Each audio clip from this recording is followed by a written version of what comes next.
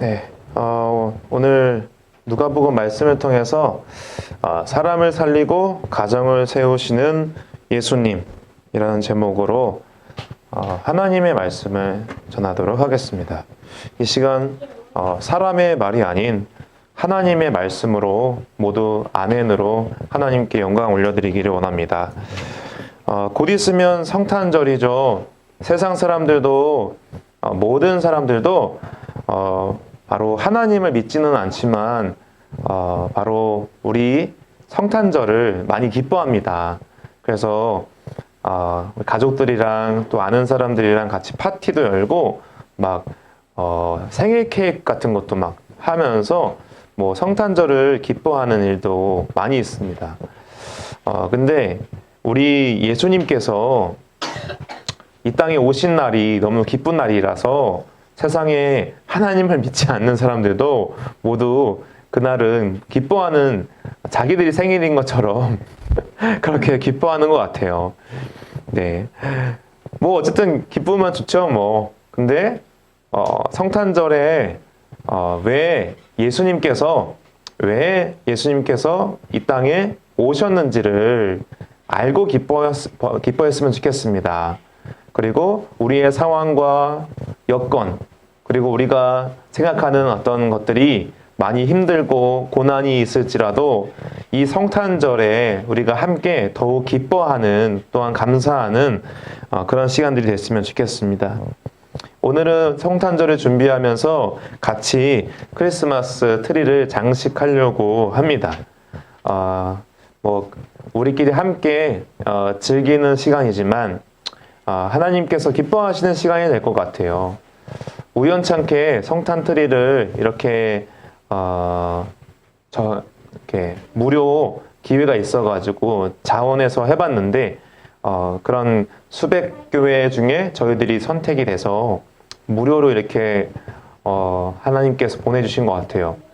하나님의 은혜가 우리 교회에 많이 있습니다. 그래서 많이 그것에 하나님께 감사하고 기뻐하는 시간이 됐으면 좋겠는데요. 성탄절은 예수 그리스도께서 이 땅에 태어난 날을 기념하고 축하하는 날이죠. 성탄절을 준비하면서 오늘 설교를 준비했습니다. 여러분, 예수님께서 태어나신 날, 예수님께서 왜 이 땅에 오셨나? 여기 PPT에 나와 있는 것처럼 우리 예수님은 사람을 살리고, 바로 이 제목처럼 사람을 살리고 가정을 세우기 위해서 예수님은 이 땅에 오셨습니다. 사람 살리기 위해서. 제가 어떤 그 영상을 봤는데요. 네팔에서 어떤 남성분께서 우리나라의 조선소에 이렇게 배를 짓는 곳 있잖아요. 배를 짓는 회사에 취직이 되셔가지고 네팔에서 우리나라로 오셔서 일을 하고 계십니다. 그런데 가족들이랑 떨어져 있다 보니까 얼마나 보고 싶으시겠어요. 그죠? 네, 보고 싶은 그런 시간이 있으실 것 같아요. 그런 분들이. 그런데 예수님께서 저는 그 영상을 보면서 가족이 이런 거구나. 그리고 예수님께서 우리랑 떨어져 있는 거를 마음 아파하시고 그래서 이 땅에 오셨구나 라는 것을 알게 됐어요. 네팔에 두 아들이 있습니다. 그리고 아내가 있어요. 우리나라 TV 프로그램에서 그 가족들을 한국으로 초대했습니다. 그리고 서프라이즈로 회사에 그 가족들이 아빠와 남편을 보기 위해서 오셨습니다. 그 순간 남편분은 엉엉 울면서 아내와 두 아들을 껴안고 대성통곡을 하더라고요. 너무 보고 싶었기 때문에. 그리고 아내와 두 아들은 같이 엄청나게 울면서 그동안에 보고 싶어 했던 마음을 좀 누그러뜨리고 서로 기뻐하는 시간을 가졌습니다. 그런데 또 네팔에서 며칠 동안 온 거니까 계속 체류를 할 수 없고 또 아빠는 일을 해야 하는 상황이기 때문에 다시 네팔로 가족들이 떠나게 됐습니다. 근데 공항에서 두 아들이 아빠랑 헤어지는 그 순간에 너무 아쉽고 너무 슬퍼서 그 아들들이 계속 울더라고요. 아빠는 마음이 아파서 계속 눈물을 숨기고 가리고 하는데 가족들이 네팔에 가는 비행기를 타면서 얼마나 또 다시 만날 것을 기약하면서 서로 몸 건강하라고 이야기해주면서 헤어지면서 눈물을 흘리는 그런 안타까운 영상을 봤어요. 우리 하나님은 우리를 가족이라고 부르세요. 하나님의 가족. 그래서 교회는 형제님, 자매님이라고 부르죠. 저는 처음에 교회 갔을 때 형제님이라고 이야기를 하니까 사실은 좀 오글거렸어요. 왜 교회에서 나한테 형제님이라고 부르지? 그냥 이름 부르면 되지, 청년 때. 근데 누구누구 형제님이라고 이야기를 하니까 되게 낯설더라고요. 그 느낌 모르시나요, 혹시? 네. 아무튼 그런 환경에서 자라오신 분들은 그게 익숙하겠지만 형제님, 자매님은 사회에서 안 쓰거든요. 근데 그걸 왜 쓸까요? 형제님, 자매님. 가족이라서. 우리 예수 안에서 한 가족이 됐기 때문에 형제님, 자매님이라고 부르게 됩니다. 우리는 한 가족이 됐습니다. 피가 섞이진 않았지만 우리는 예수 안에서 한 가족이 됐죠. 그래서 우리 예수님은 사람을 살려서 예수님의 하나님의 가정을 세우기 위해서 이 땅에 오신 것이죠. 근데 역설적이게도 우리 예수님은 우리를 살리시기 위해서 우리 예수님은 처참하게 십자가에서 죽으셨어요.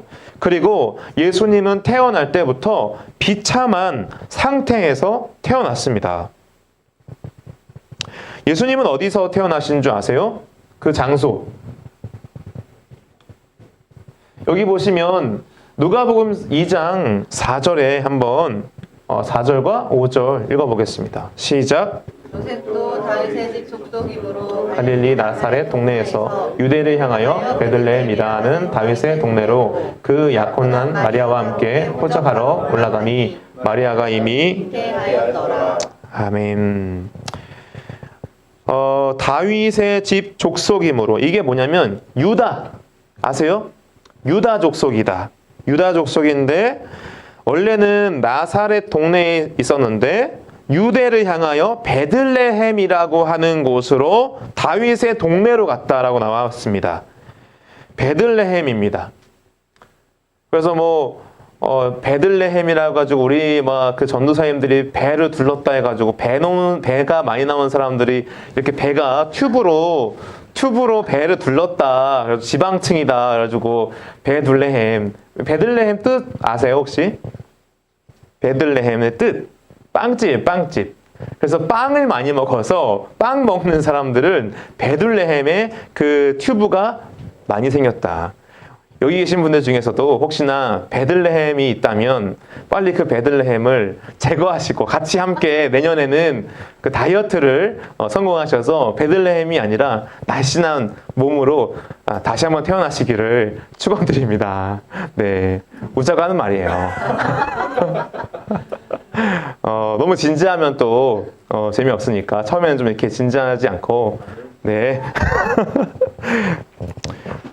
다윗의 집 족속 유다 지파였어요.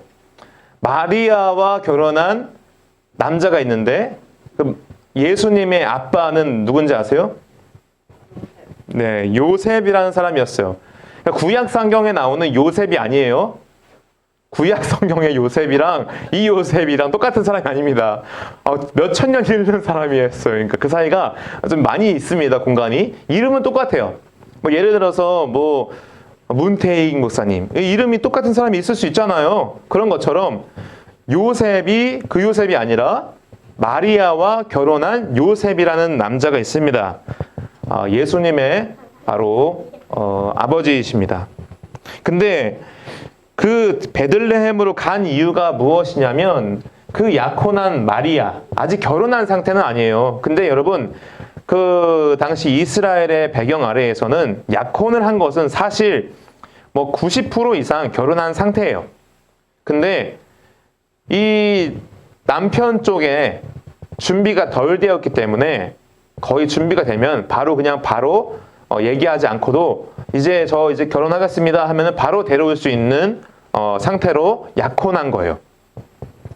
어쨌든 약혼을 했는데 마리아와 함께 호적하러 갔다. 어디로? 베들레헴으로. 왜 그러냐면 호적을 한 이유는 무엇이냐면 그 당시 로마 제국의 통치 아래에 치여 있기 때문에 로마 제국에서는 세금을 걷어야 되잖아요. 그런데 이 유대 민족들은 그냥 자기가 있는 곳에서 주소를 등록하고 그러는 게 아닙니다, 여러분. 자기의 지파별로, 자기의 지파 땅이 있죠. 지파에서 주소를 등록해야 돼요. 자기가 태어난 곳이 있잖아요. 저는 어디서 태어났냐면 저도 서울 사람이에요, 여러분들. 서울 사람. 그래서 강서구 화곡동에서 태어났습니다.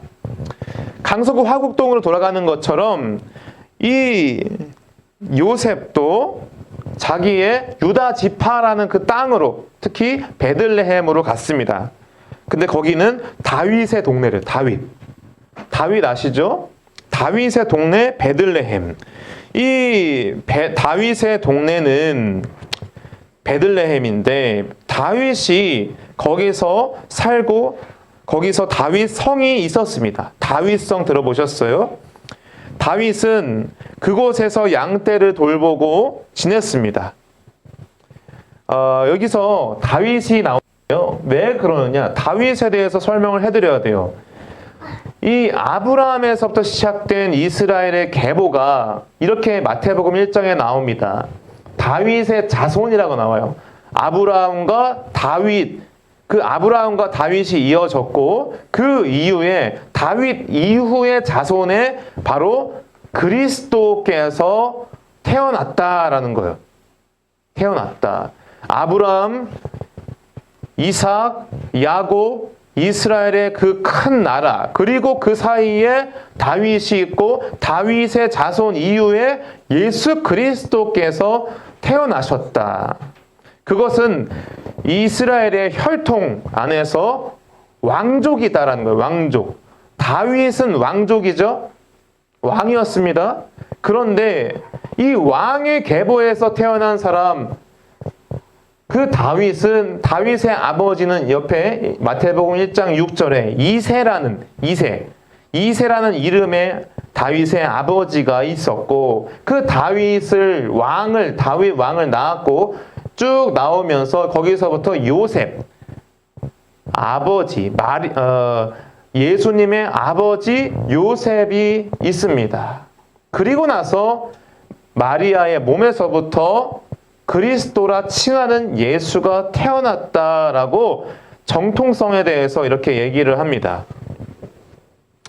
바로 우리는 그래서 알 수 있는 것은 예수 그리스도께서 육신적으로는 다윗의 후손이고 다윗 왕가의 후손이자 왕으로 오신 예수 그리스도께서 너무나 이상하게도 그런데 왕가고 왕족이지만 시골 가정에서 마리아와 요셉, 그 천민 같은 그런 가난한 상태에 있는 가정에서 태어나셨습니다.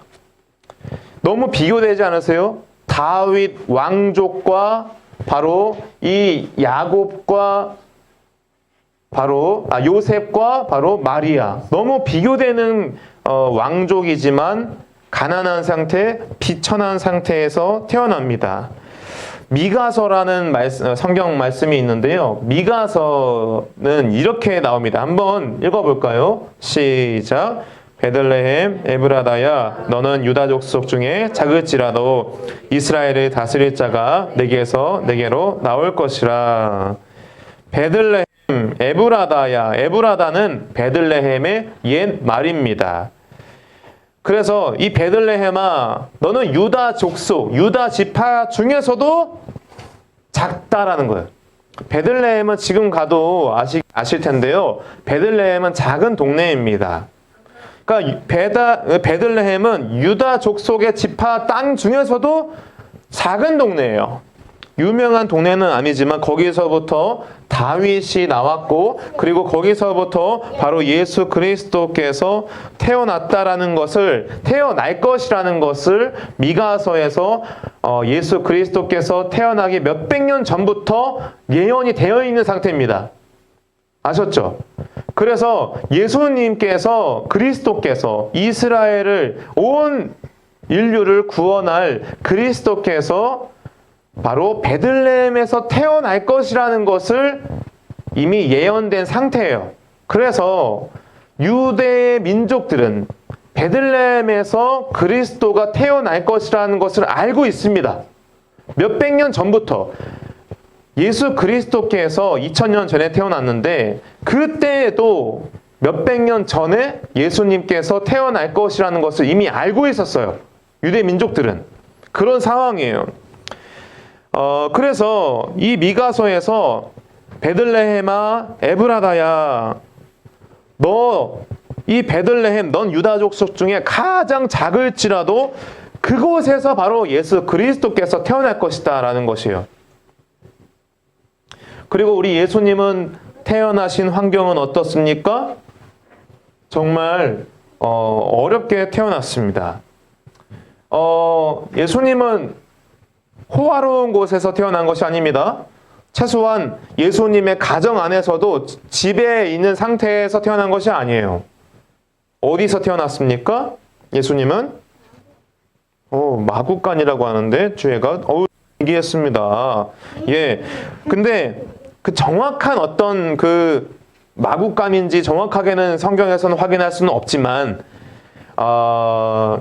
예수님은 어떤 상태에서 태어났냐면 바로 양떼를, 여기 나오는 이 목자들이 양떼를 보호하고 모으는 그런 곳 근처에서 태어났어요.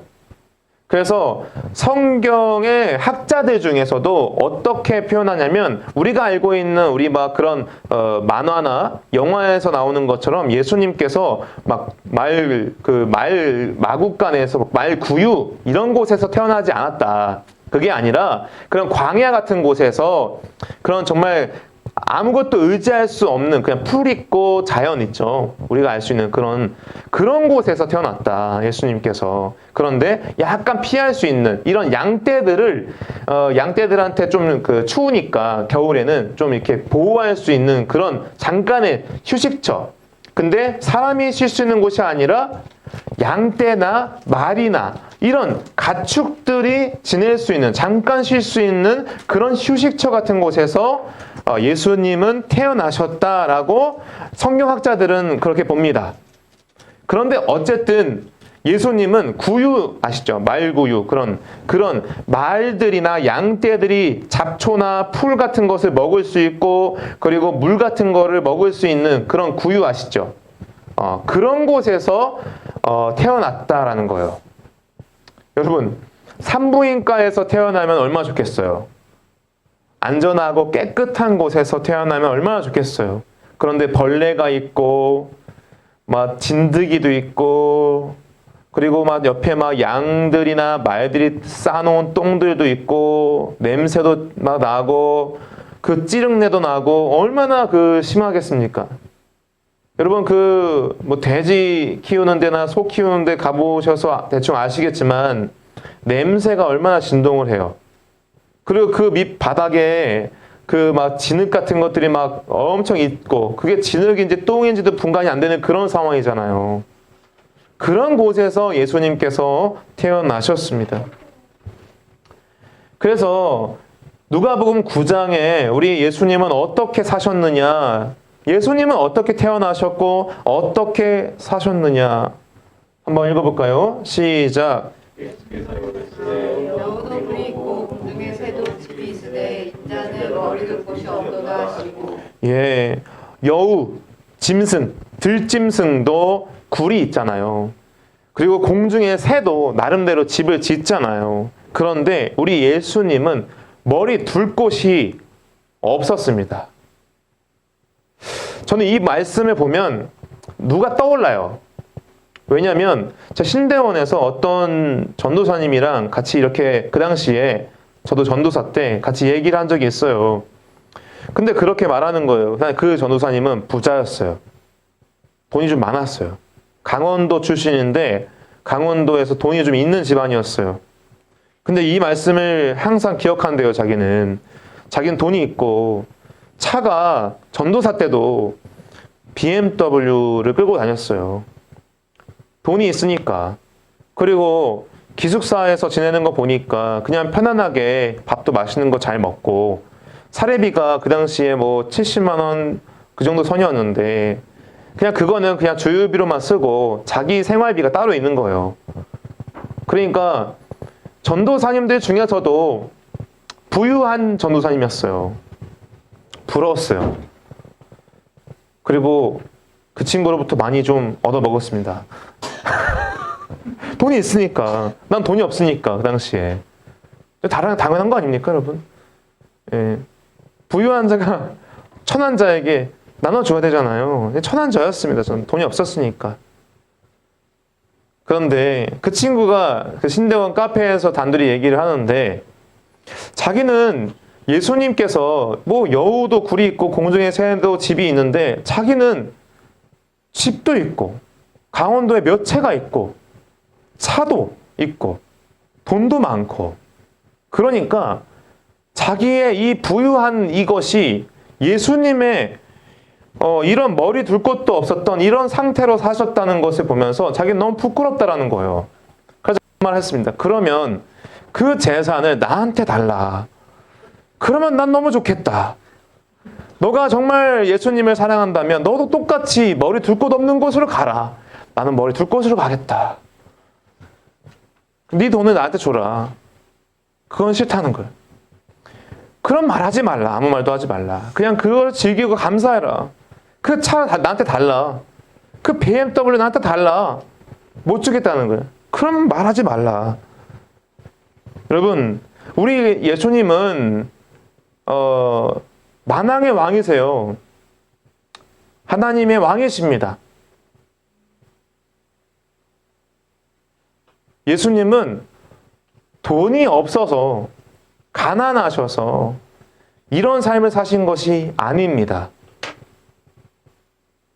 예수님은 누구들의 옆에서 태어나느냐? 아까 보았던 것처럼 목자들이 근처에 있었습니다. 태어날 때부터 그 지역에 양떼를 지키는 목자들이 있었습니다. 여러분, 목자에 대해서 되게 좋게 생각하시죠? 사실은요, 그 당시 유대 사회에서 여러 가지 직업들이 있었지만 목자라는 직업은 사실 엄청 천한 직업입니다. 그래서 아세요? 다윗은 양떼를 모았죠. 양떼를 쳤죠. 근데 형들이 양떼를 쳤어요? 다윗의 형들이 양떼를 쳤어요? 안 쳤습니다. 다윗은 그 형들 중에서도 비천한 자였기 때문에 힘이 없었기 때문에 양떼를 친 거예요. 와, 양떼 부자구나 이러면 안 됩니다, 여러분. 야, 양떼 목장이 있어? 무슨 뭐 땅도 넓고 부자였겠네. 그런 게 아닙니다. 그 당시 유대 사회에서 가장 천하게 취급받았던 직업이 목자였어요. 그리고 유대 민족에서 일반 사람들은 목자들을 어떻게 생각했느냐? 믿을 수 없는 천한 사람이라고 생각했어요. 모르셨죠?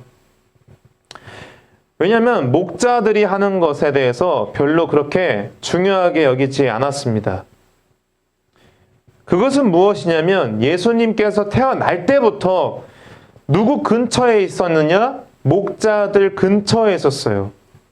사회적으로나 그 당시에 천대를 받던 사람들 옆에서 태어났습니다.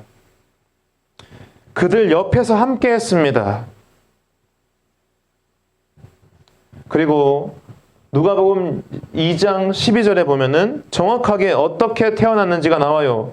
2장 12절 우리 형제들만 이 본문의 말씀 2장 12절 읽어보겠습니다. 시작. 너희가 가서 강보에 쌓여 구유에 뉘어 있는 아기를 보리니 이것이 너희에게 표적이니라 하더니 구유에서 태어났어요. 양들이나 말들이나 그런 가축들이 먹을 수 있는 그런 통에서 태어났어요. 그런 통에 뉘었다라는 거예요. 그만큼 그 환경 상태가 얼마나 처참했는지를 알려주는 거예요. 근데 이것이 너희에게 표적이다라는 거예요. 왜? 어떤 표적인지 아세요? 이미 에스겔서에서나 미가서에서도 예수님께서 이렇게 태어날 것이라는 것을 예언했습니다. 예수님이 태어나기 몇백 년 전부터 그리스도께서 이렇게 태어날 것이라고 예언을 하셨어요. 그렇기 때문에 예수님이 그렇게 태어난 것 자체가 표적이라는 거예요. 예언의 확실성을 예수님이 태어날 때부터 드러냈다라는 거예요. 에스겔서 16장 5절 우리 자매들만 읽어보겠습니다. 시작. 아무도 너를 돌보아 이 중에 한 가지라도 내게 행하여 너를 불쌍히 여긴 자가 없었으므로 내가 나던 날에 내 몸이 천하게 여겨져 내가 들에 버려졌느니라. 아멘. 여기에 줄친 것처럼 너가 태어날 때에 너의 몸이 천하게 여겨져 너가 들에 버려졌느니라 라고 나옵니다. 들에 버려진 상태로 아까 말씀드린 것처럼 그냥 풀이 있고 그냥 잠깐 쉬었다 갈 수 있는 그런 가축들이 쉴 수 있는 그런 곳에 임시 처소 같은 곳에서 똥이 질퍽질퍽 밟히고 막 그 지렁이 같은 것들이 막 기어다니고 있고 벌레들이 있고 냄새나고 춥고 그런 곳에서 예수님이 태어날 것이라고 에스겔서 16장에서 이미 예언이 되어 있는데 여기 나와 있는 것처럼 구유에 뉘어 있는 아기를 보리니 이것이 바로 너희에게 표적이다라고 나와 있습니다. 예수는 이와 같이 정말 비참한 상태에서 예수님은 태어나셨습니다. 오늘의 결론은 빠르죠. 설교가 끝난 게 아니에요. 이제 시작입니다. 제 설교는 그래서 결론이 길어요. 도대체 예수님은 무엇 때문에 이 땅에 오셨나라는 거예요. 도대체 왜 오셨냐? 이 본문의 말씀을 보면 돼요. 주의 사자가 예수님이 태어났을 때 목자들이 주변에서 놀랐습니다. 그래서 주의 사자가 뭐라고 하냐면 곁에 서고 주의 영광이 그들을 두루 비춤에 그들이 크게 무서워하는지라. 10절 천사가 이르되 무서워하지 말라. 보라 내가 온 백성에게 미칠 큰 기쁨의 좋은 소식을 너희에게 전하노라. 예수님이 태어날 때 주변에 천사들이 있었습니다. 하나님의 영광이 예수님의 그 태어난 곳을 두루 비추었기 때문에 주변에 있는 목자들이나 사람들이 그의 이런 기이한 현상을 통해서 무서워했습니다. 천사들이 무서워하지 말라고 합니다. 그리고 뭐라고 하느냐? 온 백성에게 미칠 큰 기쁨의 좋은 소식이다. 이게 예수님께서 태어나신 것이.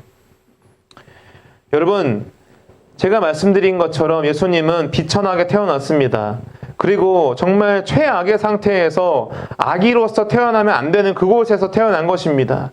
그리고 예수님의 근처에서 바로 비천한 상태에 있는 목자들 근처에서 태어났습니다. 그런데 우리는 자기들 근처에 옆에 나보다 못한 사람들을 볼 때에 우리는 기분 나빠합니다. 그리고 그들의 부족한 모습들을 보면서 판단합니다. 마치 이런 거죠.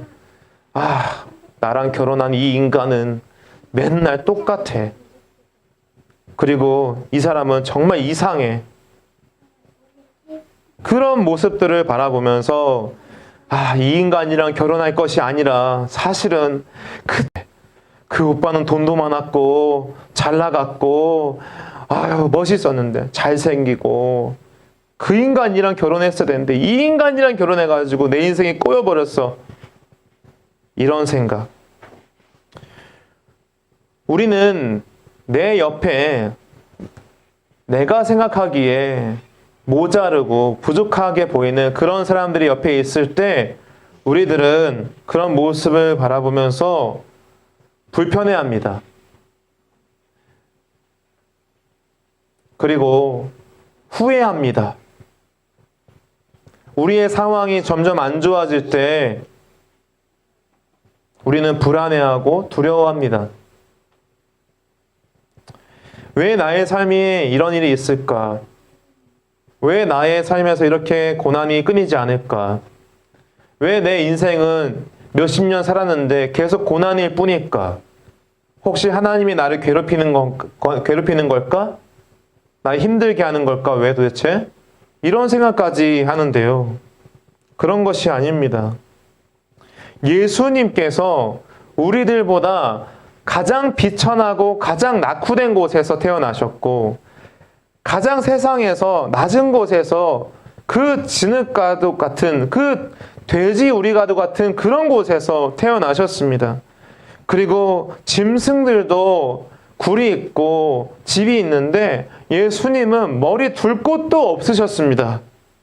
쉽게 말해서 예수님은 사시면서 전세나 월세나 이런 상태로 사시지 않았다라는 거예요.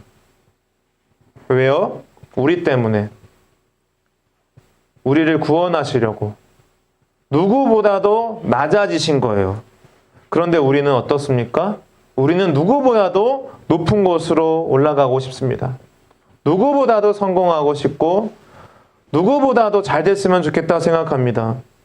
그래서 조금이나마 피해를 받거나 조금이나마 우리의 인생이 잘못되는 것 같으면 추락하는 것 같으면 그리고 우리의 재산이 떨어지는 것 같으면 그거를 견디지 못합니다. 그리고 옆에 있는 사람에 대해서 나보다 못하는 것 같고 나보다 참 모자르는 것 같으면 그 사람에 대해서 그냥 보기 싫어합니다. 마치 이런 거죠. 우리 교회에 이상한 사람이 오면은 아, 저 사람 교회에서 나갔으면 좋겠다. 이런 생각이 드는 것. 근데 그런 모습을 사실 제가 부교육자로 있을 때 많이 경험했습니다. 어떤 날은 제가 부교 첫 번째 사역지에서 금요기도회 때 술 취한 어떤 아저씨가 교회에 기도하러 오셨습니다. 말씀을 듣고 만취한 상태로 기도하고 계셨습니다. 너무 사실 제 마음에 찡한 마음이 들었어요. 저런 상태라도 교회에 와야 된다라는 거예요. 저는. 그렇다고 술 먹고 오라는 말은 아닙니다, 여러분. 만취한 상태로 오라는 말은 아닙니다, 여러분. 오해하지 마십시오. 그런데 그런 상태에 있는 사람도 알코올 중독자도 혹은 정말 세상에서 쫓기는 사람도 가난한 사람도 교회에 올 수 있어야 되는 거 아닙니까? 세상에서 인정받지 못하고 헌금 단 한 천 원도 낼 수 없는 상태에 있는 사람도 교회에 와야 되는 거 아닙니까? 그거를 우리 교회가 품어줘야 되는 거 아닙니까? 세상에는 많은 교회들이 있습니다. 큰 교회도 있고 대형 교회도 있고 초대형 교회들도 있습니다. 그런데 그곳에 있는 사람들은 만취한 상태에서 기도하러 온 사람을 나가라고 합니다. 그 당시에 부교육자로 있을 때 담임 목사님께서 다음부터는 만취한 상태로 오는 어떤 저 사람이나 그런 노숙자 같은 사람들을 다 내보내라는 거예요. 속상했어요, 사실은. 사실 거기에다가 목사님, 그래도 교회는 모든 사람이 올 수 있고 기도할 수 있는 곳 아닙니까? 라고 얘기하고 싶었어요. 근데 굳이 그 목사님을 제가 바꿀 수 있겠어요? 이미 나이가 60이 다 되신 목사님인데 이제 사역을 이제 시작한 전도사가 그 사람을 변화시킬 수 있겠습니까? 아니요. 변화시킬 수 없습니다. 그런 교회는 변화시킬 수 없습니다. 그런 목사님은 변화시킬 수 없습니다. 그래서 우리나라에 있는 한국 교회의 대부분들은 중산층 이상의 사람들만 갈 수 있는 교회들로 많이 만들어져 있는 상태입니다. 가난하고 돈 없고 백 없고 갈 데 없고, 그리고 내가 마음껏 가서 기도할 수 있고 예배드릴 수 있는 곳, 그리고 내가 거기 가서 환대받을 수 있는 곳, 가난한 사람도 알코올 중독자도 갈 데 없는 사람도 가난한 사람도 누구나 올 수 있고 예배드릴 수 있는 곳, 그것이 바로 예수 그리스도께서 계신 곳 아닙니까? 우리는 어쩌면 우리의 교회와 우리의 삶이 중산층 이상이 되면 좋겠다라고 생각하는 거 아닙니까? 혹시나 만취한 상태에서 이곳에 술 냄새가 쩔어 있는 사람이 오고, 그래서 술 냄새가 가득하고 우리의 예배 드릴 수 있는 환경이 피해를 봤다 할지라도 그 한 사람이 예배드리며 예수 그리스도를 만난다면 우리가 그 사람을 환대하고 그 사람을 사랑해 줘야 되는 거 아닙니까? 왜요? 예수님께서 바로 그런 사람들을 위해서 태어나셨기 때문입니다. 왜요? 누가복음 2장 10절에 온 백성에게 미칠 큰 기쁨의 소식이다라는 거예요. 중산층 이상의 사람들에게 미칠 큰 기쁨이 아니라 온 백성에게 미칠 큰 기쁨의 좋은 소식이라는 거예요. 그래서 오늘 말씀을 맺기를 원합니다. 우리는 완벽주의를 타파해야 됩니다. 여러분, 신앙생활을 왜 하십니까? 우리 교회 생활을 왜 하냐라는 거예요. 우리가 완벽해지기 위해서 신앙생활 합니까? 우리는 완벽한 존재가 아닙니다. 어쩌면 우리는 그 당시에 예수님 옆에 있었던 목자들과 같이 수많은 직업들 중에서도 가장 천시될 수 있었던 목자들처럼 우리들도 천하고 세상에서 인정받지 못하고 가난한 자들입니다. 천대받은 사람들일 수 있다는 것이죠. 우리도. 왜 우리는 완벽주의를 추구합니까? 더 높은 곳으로 올라가야 합니까? 여러분들은 완벽하지 않습니다. 여러분들은 죄인입니다. 여러분들은 죄인 중에 괴수입니다. 신앙생활을, 그리고 교회 생활을 완벽주의로 하면 안 됩니다. 이미 예수님의 시작은 완벽주의의 그 1%도 안 됩니다.